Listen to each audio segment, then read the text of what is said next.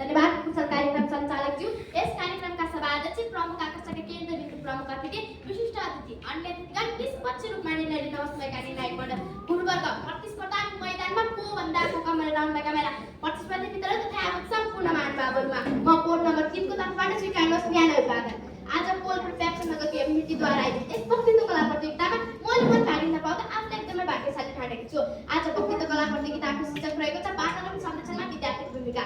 समयलाई मध्यनजरमा राख्दै सभाध्यक्षको अनुमतिसँगै म आफ्नो कलाहरू व्यक्त गर्न गइरहेको छु। वातावरण भनेको वातावरण आवरण पनि कस्तो शब्दलाई वातावरण छ जहाँ वात गर्द शरीरमा रहने वायु तथा आवरण गर्दा ढाक्नु हो। हाम्रो वरपर रहेको सजीव जीव जैविक अजैविक संस्कृत रूपलाई वातावरण हुन्छ। वातावरण अन्तर्गत हावा पानी माटो ढुङ्गा सूर्य ऊर्जा वातावरण परिवेश अन्तर्गत छ। यसको हेरचाह यसको हिफाजत गर्ने काम वातावरण संरक्षणले गर्दछ। कुनै निश्चित केराको रहर दिनु शिक्षा गर्न आएको सिकाउलाई विद्यार्थी भनिन्छ। विद्यार्थी भनेको आजका सिकाउमा आजका तल भोलिको कलादार भनियो। विद्यार्थी भनेको त्यो व्यक्ति जो निरन्तर सिक्न चाहन्छ। ऊ केवल किताबी ज्ञानमा मात्र सीमित नभई ऊ जीवनका हरेक पक्षबाट सिक्न चाहन्छ।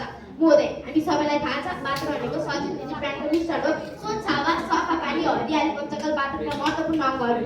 तर दुःखको कुरा हामी मानिसहरूले विकासको नाममा प्राकृतिक स्रोतको अत्याधिक प्रयोग गर्दा वातावरण दिन प्रतिदिन प्रदूषित बनाइरहेका छौँ। यस्तो अवस्थामा वातावरण संरक्षण गर्नु हाम्रो कर्तव्य मात्र होइन जिम्मेवारी पनि हो। विशेष गरी हामी विद्यार्थीहरू केवल पढ्न र लेख्न मात्र होइन हामी परिवर्तनका सन्तान हौ। यो कुनै काल्पनिक कथा होइन हाम्रो सामूहिक प्रयासले सम्भव हुने उज्यालो भविष्य हो। वर्तमान विश्व नै वातावरण प्रदूषणबाट आक्रान्त छ। यसको प्रमुख कारण भनेकै मानिसका क्रियाकलापहरू। प्राकृतिक प्रकोपमा मानव निर्मित संरचनाको विकासबाट वातावरण प्रदूषित भइरहेको छ। मानवले प्राकृतिक स्रोतको दुरुपयोग गर्नाले वातावरण विनाश गरेको देखिन्छ। उद्योग अस्पतालबाट निस्किने धुलो धुवा केमिकल अव्यवस्थित भित्तिवाल र ढुङ्गाको दोहन कृषि क्षेत्रमा प्रयोग गर्ने विषादीबाट उत्पन्न उर्वर शक्तिको ह्रास पूर्ण शहरीकरण जस्ता विषयहरू वातावरण प्रदूषणका प्रमुख कारणहरू हुन्। यसले बाढी पहिरो खडेरी जस्ता प्रकोपहरू निम्त्याउने गर्छ। वातावरण जान्नका लागि विश्व स्तरबाट पनि कार्यहरू भइरहेका छन्। प्राय गरेर मुद्दा आजको विश्व राजनीतिमा चल्दो र प्रमुख मुद्दाको रूपमा रहेको देखिन्छ। विकसित मुलुकहरूमा वातावरणीय नियम तथा कानुनहरू निर्माणमै वातावरण विरुद्धका कार्यहरूमा कडाइका साथ पालन गरिन्छ तथा व्यावहारिक ज्ञानको निर्माणले वातावरण संरक्षणलाई थप चुनौतीयुक्त बनाएको छ। संयुक्त राष्ट्र सङ्घले पनि विभिन्न नियम तथा कानुन बनाएर कार्यक्रम सञ्चालन गरेर वातावरण संरक्षणमा भूमिका खेलेको छ। संयुक्त राष्ट्र सङ्घ हरेक वर्ष जुन 5 गतेका दिन विश्व वातावरण दिवस मनाउने छ।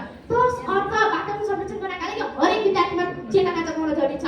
जसरी सूर्य बिनाको उज्यालोको कल्पना गर्न सकिँदैन त्यसरी नै वातावरण बिनाको जीवनको पनि कल्पना गर्न सकिँदैन। मोदे हामी विद्यार्थीहरूले घरको फोहोर व्यवस्थापन बजार व्यवस्थापन तथा उद्योग धन्दाबाट निस्किने फोहोर व्यवस्थापन गर्नका लागि आवाज उठाउन सक्छौँ। हाम्रो सानो कदम जस्तै प्लास्टिकको झोलाको सट्टा कपडाको झोला प्रयोग गर्नु, अनावश्यक बत्ती निभाउनु र पानीको धारा बन्द गर्नु यस्ता साना प्रयासहरूले पनि ठुलो लहर उत्पन्न गर्न सक्छन्। वृक्षारोपण जस्ता कार्यहरूमा सक्रिय रूपमा सहभागी भएर फोहोर मैला व्यवस्थापनमा आफ्नो भूमिका खेल्न जरुरी छ। मोदे हामी विद्यार्थीहरूले सामाजिक सञ्जालको प्रयोग गरेर वातावरण संरक्षणसम्म चेतना जगाउन सकिन्छ। जति सम्झौता पनि वातावरण विनाश गर्न नछोड्ने मानिसहरूलाई कानुन दायरामा कारबाही दिलाउन सकिन्छ।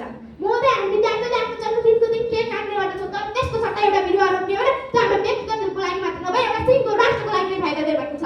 प्रत्येक विद्यालयमा एउटा बाल क्लब गठन गरिनुपर्दछ जसमा आबद्ध विद्यार्थीहरूले वातावरण संरक्षणसम्म भूमिका खेल्न सक्छन्। मोदे हामी किन सुरुवात गरेर आफ्नो विद्यालयको प्राङ्गणलाई सफा राखेर विद्यालयलाई वातावरण मैत्री बनाएर विद्यालयको समाजबाट राष्ट्रबाट विश्वमा पुग्न सकिन्छ।